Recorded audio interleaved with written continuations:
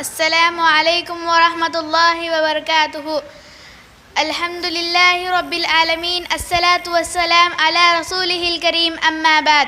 آج کے اس انجمن میں میری تقریر کا عنوان ہے اے نادان ذرا فکر تو کر، جس دن سور پھونکا جائے گا، سور کی آواز کے ساتھ سورج اور چاند آپس میں ٹکرا جائیں گے، تارے بے نور ہو جائیں گے، زمین میں زلزلہ آ جائے گا، سمندروں میں آگ لگ جائے گی، پہاڑ ریزہ ریزہ ہو جائیں گے اور سارے انسان مر جائیں گے۔ دوسری سور پھونکا جائے گا، سارے انسان دوبارہ زندہ کیے جائیں گے، رب العالمین کے سامنے حاضر کیے جائیں گے، اللہ کے دربار میں فرشتے صف بے صف کھڑے ہوں گے، نام اعمال کی تقسیم کی جائے گی۔ میرے دینی بہنوں، جب نیک بندہ کے نام اعمال اس کے دائیں ہاتھ میں دی جائیں تو وہ خوش ہو کر کہے گا انی ظننت انی ملاق حسابیہ، مجھے یقین تھا کہ ایک دن میرا حساب ہونے والا ہے۔ نافرمان بندہ کے نام اعمال اس کے بائیں ہاتھ میں دی جائیں تو وہ پڑھ کر خوب پچھتائے گا اور کہے گا لم اوت کتابیہ، کاش کہ مجھے نام اعمال دی نہیں جاتی۔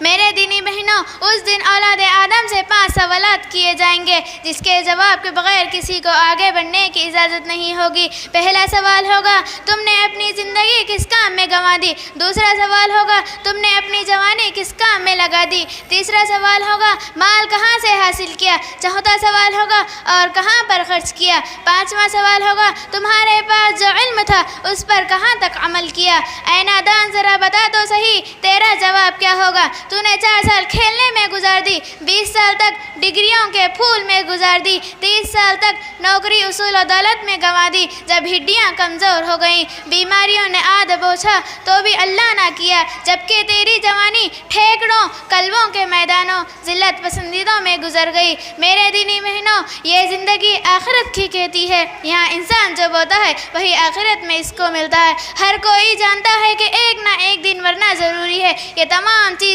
چھوڑ کر جاتا ہے، اس کے باوجود انسان اپنے نفس کی ہی پیروی کرتا ہے اور اللہ رب العالمین کے باتوں پر عمل نہیں کرتا۔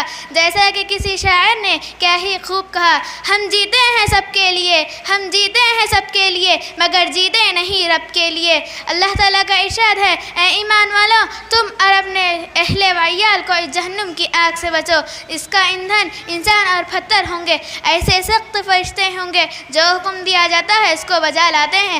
آخر میں اللہ تعالیٰ سے دعا ہے کہ اللہ ہم سب کو نیک ہدایت دے، آمین یا رب العالمین۔ السلام علیکم ورحمۃ اللہ وبرکاتہ۔ السلام علیکم ورحمۃ اللہ وبرکاتہ۔ نحمدہ ونصلی علی رسولہ الکریم، اما بعد، فاعوذ باللہ من الشیطان الرجیم، بسم اللہ الرحمن الرحیم۔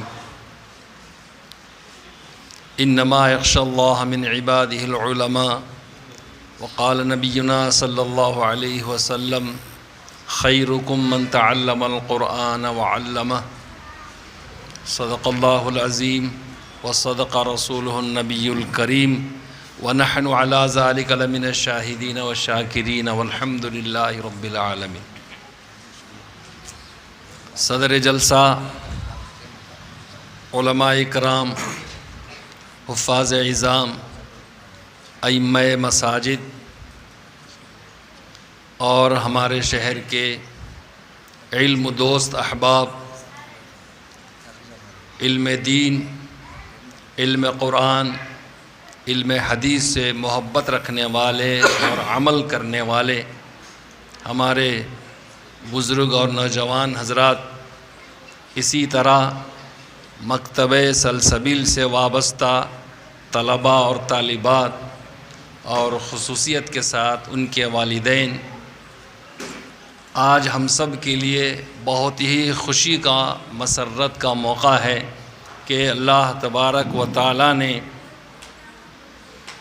آج اس مسجد سلسبیل میں مکتبہ سلسبیل،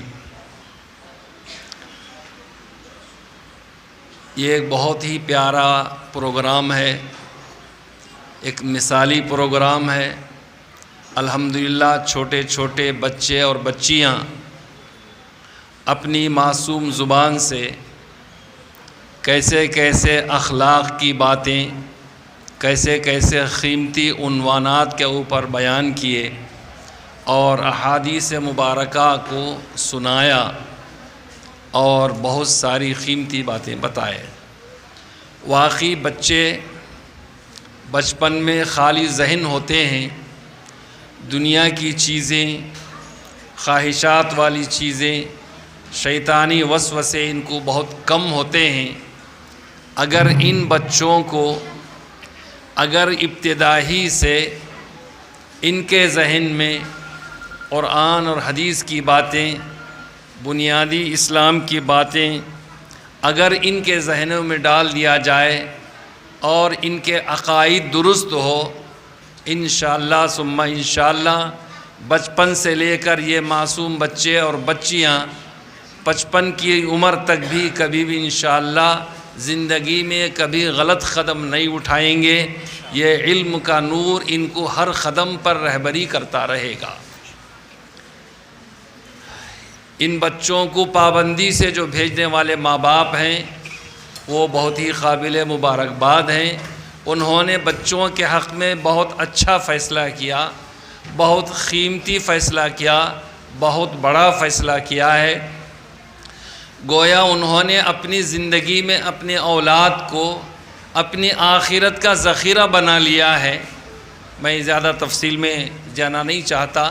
بہرحال ان بچوں کی ابتدائی بنیادی جو تعلیم ہو رہی ہے قرآن کی، یہ بہت ہی مفید ہے، بہت اس کا فائدہ ہوگا۔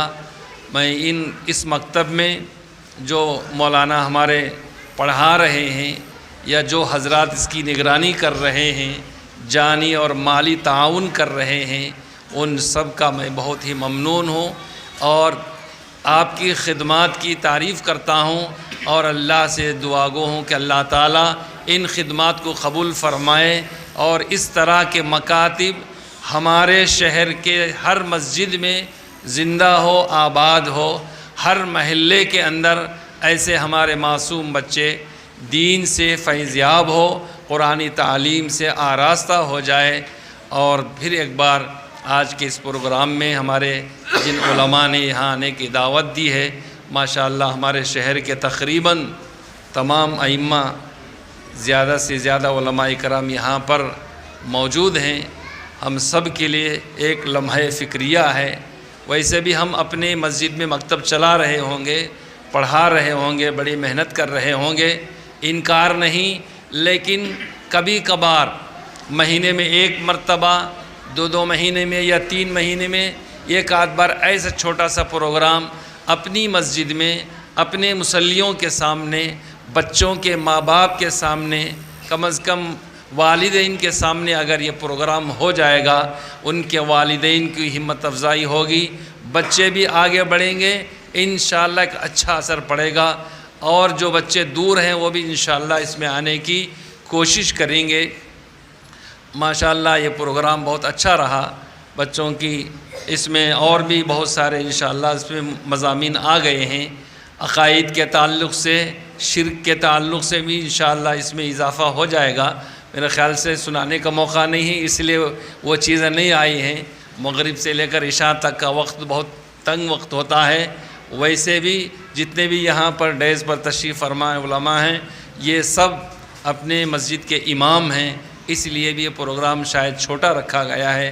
پھر ایک مرتبہ میں اس پروگرام کو جو آج اس طرح بنائے ہیں یا اس کے پیچھے محنت کرے ہیں، ان سب کے لیے مبارکبادی دیتا ہوں اور تمام ائمہ حضرات سے اور اس مسجد کی جو کمیٹیاں ہیں ان سے ہماری خصوصی درخواست ہے، ہر مسجد کو بھی اپنے اپنے ماحول میں محلے کے بچوں کو اسی طرح ایک اچھا مثالی مکتب بنانے کی کوشش کرے۔ اللہ تبارک و تعالی ہم سب کو جو کچھ کہا گیا ہے، سنا گیا ہے، عمل کرنے کی توفیق عطا فرمائے۔ وآخر دعوانا الحمدللہ رب العالمین۔